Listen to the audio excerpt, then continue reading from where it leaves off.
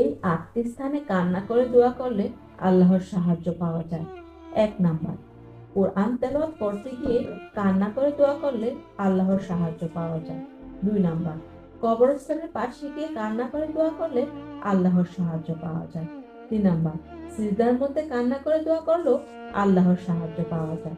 4 number, হসপিটালের বেডে শুয়ে কোনো রোগী যদি কান্না করে দোয়া করে তবে আল্লাহ থেকে সাহায্য পাওয়া যায়। 5 নাম্বার, তাহাজ্জুদের সময় কান্না করে দোয়া করলেও আল্লাহর সাহায্য পাওয়া যায়।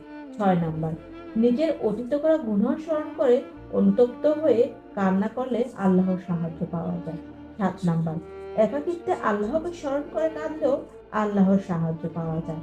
8 নাম্বার, কেউ আপনার উপরে অত্যাচার করলে আল্লাহকে স্মরণ করে কাঁদলেও আল্লাহর সাহায্য পাওয়া যায়। ধন্যবাদ সবাইকে। ভিডিওটি ভালো লাগলে অবশ্যই আমার চ্যানেলটিকে লাইক, কমেন্ট, সাবস্ক্রাইব করে আমার পাশেই থাকবেন।